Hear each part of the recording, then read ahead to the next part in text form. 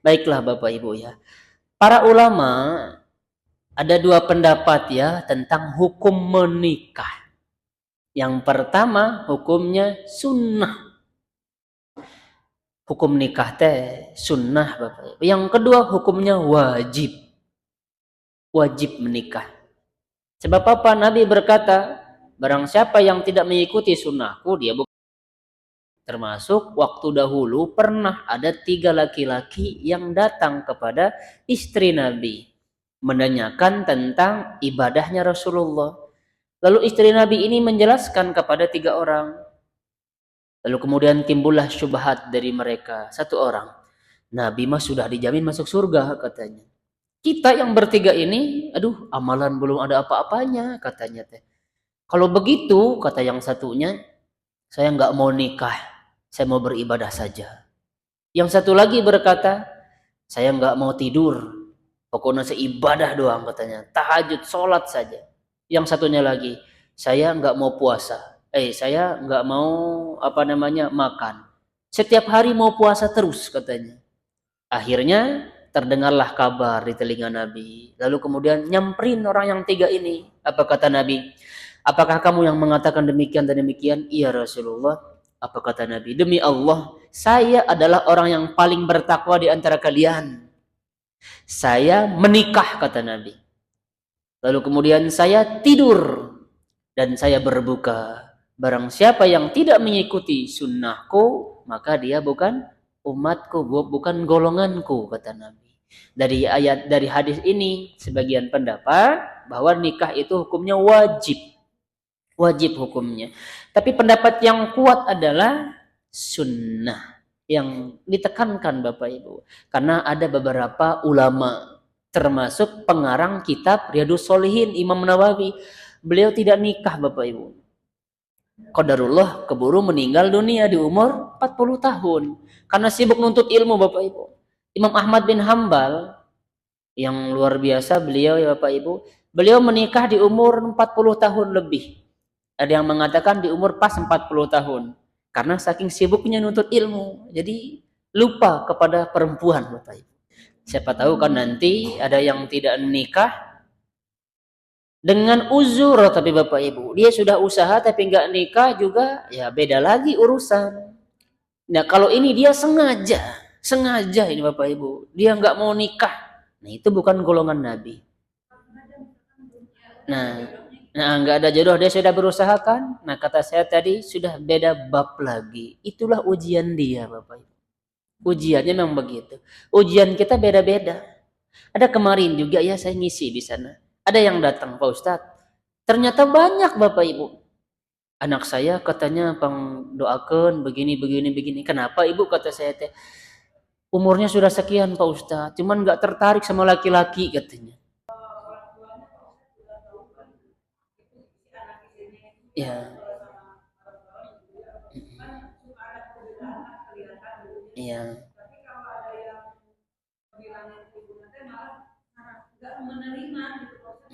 Nah, ini padahal wajar sih Bu ya, karena anak kita kalau ada yang pastilah orang tua itu ngebela pasti ya Pak Ibu. Tapi satu sisi orang tua juga harus sadar, jangan sampai gara-gara salah tetap kita bela. Ini yang keliru.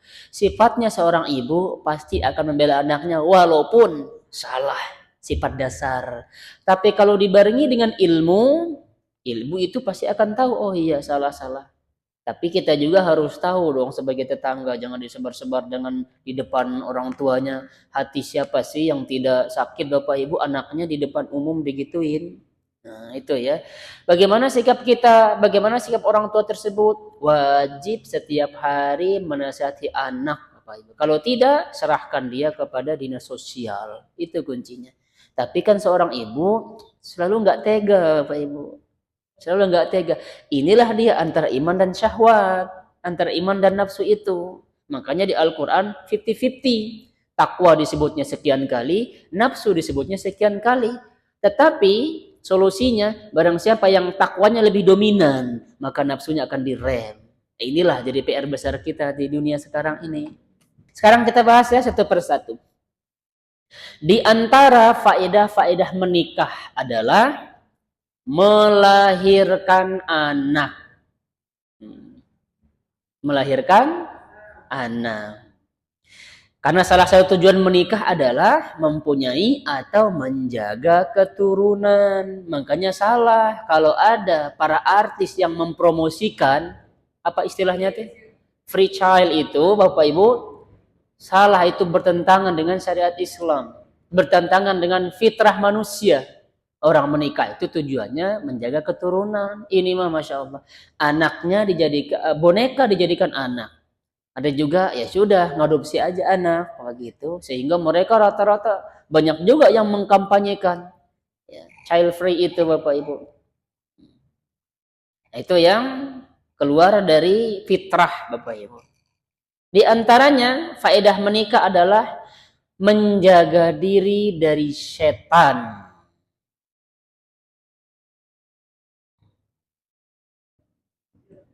Menjaga diri dari setan.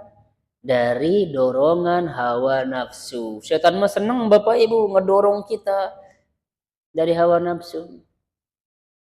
Makanya kenapa banyak orang yang ternyata lebih memilih berzina daripada melakukan yang halal. Itu setan bermain di sana Bapak Ibu. Setan bermain. Lalu kemudian selanjutnya di antara faedah menikah adalah melapangkan hati dari kesibukan mengurus rumah tangga. Kalau rumah khususnya ibu-ibu dalam tanda kutip yang tidak punya asisten rumah tangga. Maka dari segi inilah jihad yang paling besarnya seorang perempuan adalah di rumahnya, termasuk melakukan pekerjaan rumah. Baik itu mencuci, memasak, nyetrika, dan lain sebagainya. Kalau yang tidak punya pembantu. Yang punya pembantu, alhamdulillah. Alhamdulillah. Namun tidak semua harus dilakukan pembantu Bapak Ibu, tidak. Ibu juga harus ikut andil. Itu idealnya. Karena kebanyakan dari hal ini sulit dilakukan oleh seseorang kalau dia sendiri. Cik, bapak-bapak coba. Masa dia lakukan sendiri kan repot juga. Tapi ada nih ibu, bapak-bapak, egonya luar biasa. Istrinya sakit, dia nggak mau nyuci. Istrinya sakit, nggak mau jemur pakaian. Katanya Pak, takut dibilang sama teman-temannya, cemen nanti. Jatuh harga diriku Pak Ustadz. Nyemur baju, masa sih? Jemur baju. Nih bapak-bapak ya, kalian kalau jemur baju, harga dirimu nggak bakal jatuh. Justru kita mulia jadinya Bapak Ibu. Saya pernah ngejemur baju. Kan jemuran teh Bapak Ibu tinggi jemuran. Saya nekor sih saya mah jemur baju. Pak Ustadz ngejemur baju kata orang-orang di sana. Mungkin biasanya ya laki-laki itu kalau sudah menikah nggak akan jemur baju lagi. Salah Bapak Ibu, salah.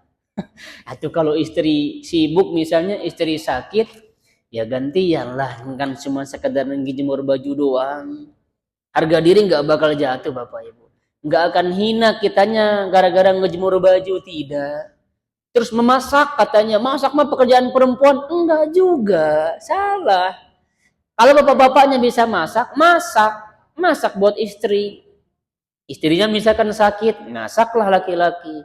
Jangan bilang, masa saya masak, jatuh dong harga diri gue. Salah Bapak Ibu ya, salah. Nih terutama bapak-bapak ya, sekali lagi kita tidak hina kalau kita nyuci, enggak hina. Kita tidak hina kalau kita ngejemur pakaian, enggak hina. Lalu kemudian perbuatan ini teh Bapak Ibu merupakan perbuatan yang besar. Tadi udah ketiga ya. Sekarang kita bahas sisi-sisi negatif dari menikah. Sisi negatif ya. Tapi ibu jangan ngambil dari sisi ini doang. Cuman 3. Sisi-sisi negatif menikah. Yang pertama, ini yang paling kuat ya, yang pertama. Ketidakmampuan mencari nafkah. Saya ulang ya. Ketidakmampuan mencari nafkah atau rezeki yang halal. Itu sisi negatif yang pertama dari menikah, Bapak Ibu. Ketidakmampuan mencari nafkah, terutama yang halal. Itulah butuhnya keimanan teh Bapak Ibu, tauhid yang benar. Karena rezeki itu Bapak Ibu, baik dia ambil, dia cari, dia dapatkan dari yang halal ataupun haram, sama aja, itu aja rezekinya. Ibu pernah dengar cerita sebuah kisah dari Ali bin Abi Thalib, Bapak Ibu. Ali bin Abi Thalib ya, Ibu dengarkan cerita ini sangat baik sekali. Ali bin Abi Thalib menitipkan kudanya. Dia titipkan kudanya Bapak Ibu ke seorang anak muda. Saya titipnya, kata Ali bin Abi Thalib teh. Siap, katanya bahasa kita ya. Akhirnya Ali bin Abi Thalib pergi. Beberapa lama, beberapa jam, beberapa waktu. Akhirnya Ali bin Abi Thalib kembali lagi melihat kudanya. Ternyata kudanya, apa namanya Bu ya? Pelananya, talinya, aksesorisnya lah. Aksesoris kudanya ternyata hilang. Tadinya Ali bin Abi Thalib mau memberikan pemuda ini 5 dirham Bapak Ibu. 5 dirham. Mau dikasih anak muda. Tapi Ali bin Abi Thalib nggak jadi. Kenapa? Melihat aksesoris kudanya sudah hilang. Akhirnya Ali bin Abi Thalib pergi ke pasar ingin membeli aksesoris kembali. Ternyata dia mendapati semua aksesoris kudanya ada di pasar. Di seorang penjual. Berapa kira-kira harganya? 5 dirham yang tadinya mau diupah kepada pemuda tersebut. Maka kata Ali bin Abi Thalib, demi Allah, sekiranya anak muda yang tadi dia bersabar, dia akan mendapatkan rezeki yang halal. Tapi karena dia tidak bersabar, makanya dia mendapatkan rezeki yang haram. Sama Bapak Ibu, waktunya cuma sekian jam. Kalau dia sabar sebentar saja, dia akan mendapatkan yang halal. Karena dia tidak sabar, akhirnya dia mendapatkan yang haram.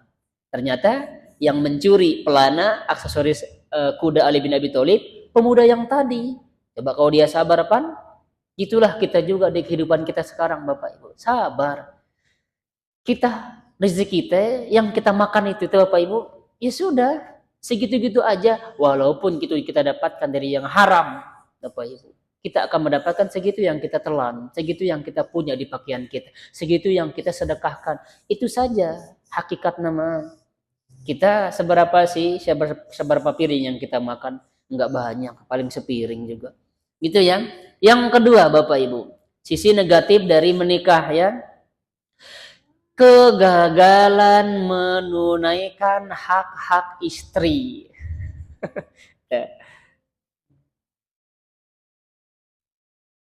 Salah satunya juga dia tidak sabar memikul akhlak buruk istri. Nggak sabar dianya. Karena istri ini beda-beda Bapak Ibu karakternya. Ada istri yang cerewet banget. Ada istri pemarah, suka marah-marah. Ada istri sabar orangnya teh. Ada istri diem aja, nggak banyak bicara. Ada istri easy going. Easy going itu maksudnya apa ya? Terserah gitu pokoknya mah. Itu peduli gitu, bebas. Ada istri seperti itu. Ya. Ada istri tidak bersyukur. Ada istri ngeluh aja. Ada istri yang lemah, ada istri yang kuat. Beda-beda Bapak Ibu. Jadi makanya dalam rumah tangga itu kita saling melengkapi. Yang ketiga, sisi negatif dari menikah. Keluarga dan anak-anak menyibukkan kita dari mengingat Allah. Fakta Bapak Ibu. Terkadang kita jauh dari Allah gara-gara anak. Terkadang kita jauh dari Allah gara-gara suami. Terkadang kita jauh dari Allah gara-gara istri. Terkadang kita jauh dari Allah gara-gara keluarga kita. Buktinya apa? Sibuk kita Bapak Ibu mencari nafkah dari pagi sampai malam Bapak Ibu. Terus tidak mendidik anak. Ataupun kita jalan-jalan terus kerjaannya ngebahagiain anak. Ini memang tidak bisa kita pungkiri Bapak Ibu. Saking sayangnya kepada anak, beliin semua fasilitasnya. Sehingga apa? Si anak lupa dengan Tuhannya. Kita dengan suami misal, yang tadinya ya istri teh murojaahnya dalam sehari bisa 1 juz. Sudah berumah tangga, udah nggak pernah murojaah lagi. Bahkan sampai hilang hafalannya. Gitu. Gara-gara menikah, sisi negatifnya. Yang tadinya istri langsing Bapak Ibu, mantap pokoknya mah. Langsing, manis, putih, bersih. Pas sudah nikah, sudah tidak seperti dulu lagi. Sisi negatif dari menikah. Yang tadinya perutnya misalkan, wah mantap, lurus. Pas sudah nikah, apalagi sudah berumah, udah punya anak, sudah tidak lurus lagi Pak Ibu. One pack jadinya, bukan six pack lagi. One pack satu meledung doang. Terus. Yang satu yang dulunya Masya Allah. Tangan luar biasa, gincu luar biasa. Misalnya Bapak Ibu ya, ini dandanan ini luar biasa. Udah punya anak 3, sudah tidak mau dandan lagi. Kenapa? Sibuk sama anak. Sibuk ngurus suami. Itu sisi negatif dari menikah. Makanya yang menengahi semuanya ini adalah ilmu. Ilmu merubah semua. Yang pelit, nggak akan pelit Bapak Ibu kalau ilmu. Ilmu tentang Tuhan, ilmu tentang hakikat dari bersedekah, ilmu tentang hakikat harta. Kalau kita tahu itu, Bapak Ibu, kita yakini, benar-benar yakin, itu semua akan berubah dengan ilmu. Siapa orang yang tadinya pendiam sekali Bapak Ibu, akhirnya dia bisa berbicara, gara-gara ilmu. Siapa yang tadinya benci sekali, nggak senang sama keluarga, dengan ilmu, dia bisa. Yang tadinya Bapak Ibu, dia nggak suka sama, ada jamaah Bapak Ibu. Dia nggak suka sama mertuanya. Ada jamaah yang nanya ke saya, benci sekali sama mertuanya. Kenapa? Mertuanya selalu ikut campur, membisikkan kepada suaminya, begini, begini, begini, begini. Akhirnya si istri, tapi sudah seminggu kemudian belakangan ini, dia sudah mulai Bapak Ibu ya, sudah ngaji lama, sudah mulai mengikhlaskan dan memperbaiki. Sudah tidak terlalu benci lagi kepada mertuanya. Ini juga ya sisi negatif dari menikah itu Bapak Ibu ya, karena orang tua juga nggak ngerti juga nih, orang tua sedikit-dikit ikut campur, sedikit-dikit ikut campur. Ibu juga nanti kalau sudah punya menantu ya, jangan banyak ikut campur lah, kecuali diminta nasihat baru ibu ikut campur. Insya Allah mual ya Bu Imas ya. Insya Allah. Udah itu mah rumah-rumah tangga mereka. Ibu mah dapat pahala. Justru kalau kita ikut campur terus dapat dosa kita hanya sebagai orang tua. Sebab kewajiban kita itu sudah selesai Bapak Ibu. Maksudnya kewajiban kita terhadap anak dari apa ya, mereka sudah menikah mah sudah urusan-urusan mereka. Kalau kita ingin diminta nasihat, maka wajib kita berikan nasihat. Kalau kita berdakwah, itu kewajiban setiap hari. Jangan sedikit-dikit, itu istri kamu begini, biarin itu istri dia. Itu anak kamu begini, biarin itu anak dia. Itu Bapak Ibu ya, jangan banyak ikut campur. Nanti dampaknya ke anak nanti. Nah, akhirnya dampaknya betul Bapak Ibu. Si istri ini suka marah-marah ke anak. Kenapa? Melampiaskan, karena dia nggak bisa marah kepada suami, marah kepada anak. Tuh liatin, nyalahin neneknya. Nenek kamu tuh gara-gara ini coba. Cucu nggak tahu apa-apa, akhirnya si ibu memberitahukan kepada anaknya, neneknya tuh begini, neneknya begini. Nah, itu Bapak Ibu. Khawatirnya teh itu tadi sisi negatif dari menikah. Kalau misalkan perkara lika-liku dalam rumah tangga, ibu mungkin sudah tahu semua. Itulah 3 ya, sisi negatif dari menikah. Selanjutnya, sifat-sifat pada diri laki-laki dan perempuan yang bisa menjadikan hidup menjadi baik. Masya Allah. Ada 8 Bapak Ibu ya. Mudah-mudahan 8 ini cukup lah. Apa jam? Oh masih ada, alhamdulillah masih ada. Pertama Bapak Ibu, agama ini adalah dasar pokok. Berdasarkan sabda Nabi, alaika bidzatid din, hendaklah kamu memilih wanita yang beragama. Fondasi pokoknya. Walaupun kita pernah dengar hadisnya ya. Yang pertama itu dari keturunan. Yang pertama cantiknya, yang kedua keturunannya, yang ketiga hartanya, yang keempat lihat agamanya. Siapa yang memilih, yang mendahulukan memilih agamanya, maka baiklah nanti rumah tangganya. Itu kata Nabi. Tapi di kitab ini yang pertama disebutkan adalah agama, karena ini adalah dasar pokok. Yang kedua, berakhlak mulia. Perempuan teh Bapak Ibu, karena mudarat wanita yang berakhlak buruk lebih banyak daripada manfaatnya. Jadi perempuan atau laki-laki dipilihnya itu akhlaknya Bapak Ibu. Kalau laki-laki akhlaknya baik, dia ngalah loh nanti Bapak Ibu. Ngalah nanti ke mertua juga ngalah. Biarin aja lah. Nanti juga bisa dicari gitu. Ya tugasnya termasuk seorang suami berbuat baik kepada mertua, bukan kepada orang tua saja. Yang ketiga, memiliki fisik yang bagus. Makanya laki-laki yang normal itu adalah pertama dia lihat cantiknya. Kalau dia tertarik, dia akan dekati. Itu wajah dulu Bapak Ibu, baru dia fisik lah normalnya laki-laki teh Bapak Ibu. Makanya ibu-ibu kalau fisiknya bagus, itulah yang pertama dilihat oleh laki-laki. Yang kedua, sifat. Sifat ibu nanti. Kalau awal-awal Maya, awal-awal nih Bapak Ibu. Menikah, awal-awal menikah. Masih adem, seminggu, 2 minggu, sebulan, 2 bulan. Pas ternyata kesininya, sifat ibu sudah ketahuan. Sehingga yang cantik sudah belakang jadinya. Mikir gimana caranya memperbaiki sifat si ibu ini. Menyikapi sifat istri si A, si B, si C, dan lain sebagainya. Jadi pertama itu adalah fisik yang dilihat oleh laki-laki. Kalau ibu cantik dalam pandangan dia, ya kan wanita cantik teh relatif ya.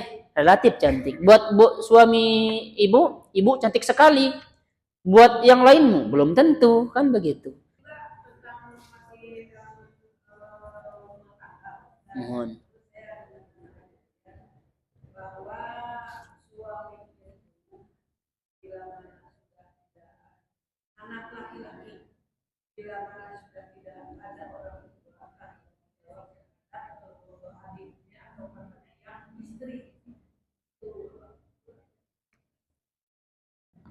Laki-laki, anak laki-laki yang paling besar.